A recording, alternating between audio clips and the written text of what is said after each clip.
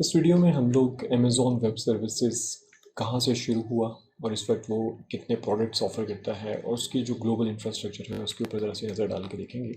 तो 2006 में अमेज़ॉन जो कि ई कॉमर्स कंपनी थी, उन्होंने Amazon web services as public cloud computing को लॉन्च किया।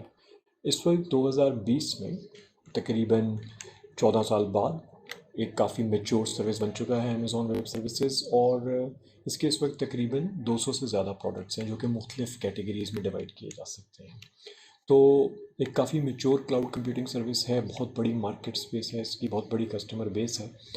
और क्लाउड कंप्यूटिंग की दुनिया में इस तरह के बहुत हर तरह की सर्विसेज ऑफर करने वाले क्लाउड को ऑल थिंग्स फॉर एवरीवन भी कहा जाता है, कि यानी कि हर तरह की प्रोडक्ट है डिफरेंट तरह की मार्केट सेगमेंट्स के लिए।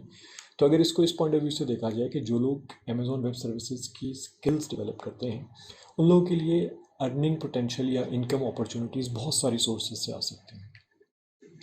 तो अगर हम लोग एक नज़र डालें अमेज़ॉन वेब सर्विसेज के करंट ग्लोबल इंफ्रास्ट्रक्चर के ऊपर, तो इन इस इंफ्रास्ट्रक्चर को रीजन्स में डिवाइड किया जाता है। रीजन्स का मतलब ये कि एक फ़िज़िकल लोकेशन जिसको अमेज़ॉन वेब सर्विसेज के डेटा सेंटर्स के साथ एसोसिएट किया जा सकता है।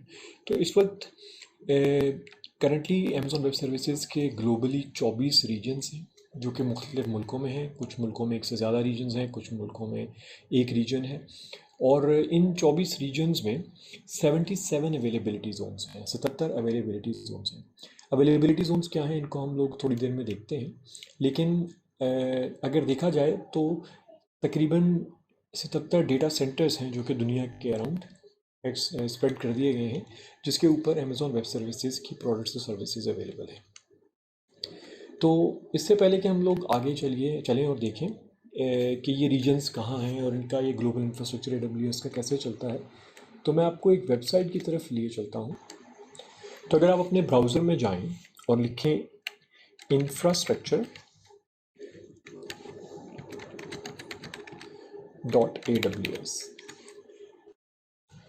तो आपको एक वेबसाइट मिलेगी जहाँ पे AWS के ग्लोबल इंफ्रास्ट्रक्चर के बारे में काफ़ी सारी डिटेल्स अवेलेबल हैं। तो मैं इसको ग्लोब की बजाय एक फ्लैट मैप के तौर पर प्रेजेंट करूँ तो मेरे ख्याल ज़्यादा बेहतर रहेगा। तो अगर आप इस एरिया को देखें तो इसमें हमारे पास AWS के जो 24 रीजन्स हैं उनकी निशानदेही की गई है। आपके पास केप टाउन साउथ अफ्रीका में है, बहरीन में है, मुंबई में है, सिंगापुर में है, इंडोनेशिया में है। US के अंदर मल्टीपल रीजन्स हैं, इसी तरह लंदन में है, स्पेन में है। तो पूरी दुनिया में एक स्ट्रेटेजिक तरीके से इन रीजन्स को डिस्ट्रीब्यूट किया गया है। अब एक रीजन क्या है? बेसिकली अगर हम लोग एक रीजन के ऊपर क्लिक करें तो ये एक फिजिकल एरिया डिफाइन किया गया है जो कि जिसके अंदर कम से कम 2 या 2 से ज़्यादा अवेलेबिलिटी जोन्स होते हैं। अब अवेलेबिलिटी जोन्स क्या हैं? Availability zones basically data centres हैं जो कि किसी एक रीजन के अंदर कायम किए गए हैं। एक डेटा सेंटर जो है वो एक certain capacity, certain type of services offer करने के लिए डेवलप किया जाता है। तो अगर एक से ज़्यादा डेटा सेंटर होगा तो आपके पास एक से ज़्यादा अवेलेबिलिटी जोन्स होंगे। अब जिस तरह साओ पालो है तो इसके अंदर 3 अवेलेबिलिटी जोन्स हैं, मतलब कि 3 फिजिकल डेटा सेंटर्स जो एक दूसरे से एक मखसूस डिस्टेंस के ऊपर कायम किए गए हैं। इसकी ज़रूरत क्यों है? जब हम लोग क्लाउड कंप्यूटिंग की बात करते हैं तो हम लोग हाई अवेलेबिलिटी की बात करते हैं, मतलब जो चीज़ें क्लाउड कंप्यूटिंग के ऊपर चल रही हैं वो बहुत स्टेबल हैं, रिलायबल हैं। तो उस रिलायबिलिटी को कायम रखने के लिए जब किसी एक रीजन के अंदर कोई एप्लीकेशन या कोई आईटी से रिलेटेड कोई एप्लीकेशन या इंफ्रास्ट्रक्चर इनेबल किया जाता है तो हम लोग उसके मल्टीपल अवेलेबिलिटी जोन्स को यूज़ करके हाई अवेलेबिलिटी इंश्योर कर सकते हैं। मतलब कि अगर एक फिजिकल डेटा सेंटर पूरे का पूरा किसी वजह से डाउन भी हो जाए, सैलाब आ जाए, जल्जला आ जाए, तो दूसरा अवेलेबिलिटी जोन उसकी जगह पे वो एप्लीकेशन सर्व करने की कैपेबिलिटी रखता है। इसमें अगर मैं एक और एस्पेक्ट के ऊपर नज़र डालूँ तो वो है point of presence. Point of presence वो एरियाज़ हैं जिनकी तादाद एक्चुअली आपके रीजन की अवेलेबिलिटी जोन से ज़्यादा है। ये वो जगह हैं जहाँ पे एक relatively scale down version of availability zone available है। ये इनको एज लोकेशंस भी कहते हैं। इनकी ज़रूरत इसलिए पेश आई है क्योंकि हमारी जो बहुत सारी मॉडर्न डे वेब एप्लीकेशंस हैं उनको ग्लोबल कस्टमर बेस को सर्व करना पड़ता है। उस ग्लोबल कस्टमर बेस को सर्व करने के लिए ये मुमकिन नहीं है कि हर जगह पे डेटा सेंटर अवेलेबल हो। तो एज लोकेशंस अवेलेबल कर दी जाती हैं जहाँ पे कुछ लोकल डेटा कैशे करके रख दिया जाता है, और वहाँ के कस्टमर्स को इस तरह से लेटेंसी कम फील होती है और उनको एक अच्छी सर्विस अवेलेबल हो जाती है। अगर मैं आखिर में नज़र दोहराऊँ नेटवर्क के ऊपर क्विकली, तो नेटवर्क आपको ये जो सारी डॉटेड लाइंस नज़र आ रही हैं जो कि मुख्तलिफ अवेलेबिलिटी जोन्स के दरमियान में आपको जाती हुई नज़र आ रही हैं, और इनके अंदर आपको ट्रैफिक फ़्लो सिमुलेट भी करके दिखाई जा रही है। तो ये वो high speed fibre optic connections हैं जो कि मुख्तलिफ अवेलेबिलिटी जोन्स और पॉइंट ऑफ प्रेजेंस के दरमियान, मुख्तलिफ रीजन्स और पॉइंट ऑफ प्रेजेंस के दरमियान बिछाए गए हैं। अवेलेबिलिटी जोन्स भी आपस में फाइबर ऑप्टिक से कनेक्टेड होते हैं, मुख्तलिफ रीजन्स भी आपस में फाइबर ऑप्टिक से कनेक्टेड होते हैं।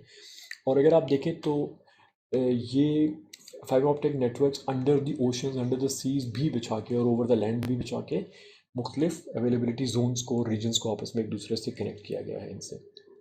ये ऑब्वियसली बहुत बड़ी इन्वेस्टमेंट है, और इसका एक बहुत बड़ा फ़ायदा ये है कि AWS जैसी सर्विसेज जब अपने इस बैकबोन नेटवर्क को यूटिलाइज़ करती हैं तो कस्टमर्स को बहुत अच्छी सर्विस मिलती है। और आगे जाके हम लोग ये चीज़ें देखेंगे कि किस तरीके से हम लोग इंटरनेट को यूज़ किए बगैर, इस इंटरनल नेटवर्क को यूज़ करते हुए हम लोग कस्टमर के प्रोडक्ट की परफॉर्मेंस को बहुत बेहतर कर सकते हैं। तो इस वेबसाइट में बहुत सारी इन्फॉर्मेशन है, और मैं इस वीडियो को एंड करने से पहले ये रिकमेंड करूँगा, और ये सॉर्ट ऑफ एक एज एन एक्सरसाइज आप लोगों की तरफ इस चीज़ को एक्सटेंड करूँगा कि आप लोग इस वेबसाइट को एक्सप्लोर करें। जब आप किसी भी कंपोनेंट, इंफ्रास्ट्रक्चर के कंपोनेंट पे क्लिक करते हैं तो उसकी डिस्क्रिप्शंस आती हैं, इन डिस्क्रिप्शंस को ज़रूर पढ़ें ताकि आपकी एक बेसिक नॉलेज डेवलप हो कि ये रीजन्स हैं क्या, अवेलेबिलिटी जोन्स क्या हैं, पॉइंट्स ऑफ प्रेजेंस क्या है, नेटवर्क कैसा है, डिफरेंट टाइप का हार्डवेयर जो वहाँ पे इस ग्लोबल इंफ्रास्ट्रक्चर के डिफरेंट रीजन्स या अवेलेबिलिटी जोन्स में अवेलेबल है वो कौन सा है। तो ये काफ़ी अच्छी ग्लोबल इंफ्रास्ट्रक्चर की अंडरस्टैंडिंग है जो कि आपको आगे जाके बहुत फ़ायदा देगी, क्योंकि जब आप AWS के ऊपर काम कर रहे होते हैं तो आप मुख्तलिफ अवेलेबिलिटी जोन्स, उनकी डिफरेंट प्राइसिंग, उनकी डिफरेंट कैपेबिलिटीज़, उनकी proximity to end customer, user की एप्लीकेशन, उसका एक्चुअल मकसद क्या है, इन सारी चीज़ों के साथ अवेलेबिलिटी जोन्स और डिफरेंट रीजन्स का डायरेक्ट ताल्लुक होता है। तो इस वेबसाइट को ज़रूर एक्सप्लोर करें, और इस वीडियो को यहाँ एंड करते हैं, और अगली वीडियो में हम लोग AWS के कंसोल से को देखेंगे और थोड़ा हैंड्स ऑन होना शुरू करेंगे, क्योंकि हम लोग जो कंसोल के अंदर डीप डाइव करेंगे तो उसमें आपको काफ़ी सारी चीज़ें ऐसी हाईलाइट करके मैं दिखाऊंगा जो कि आगे जाके आपको काफ़ी फ़ायदा देंगी और एक्चुअली सर्विसेज को यूज़ करने में भी हेल्प करेंगे। तो मिलते हैं अगली वीडियो में।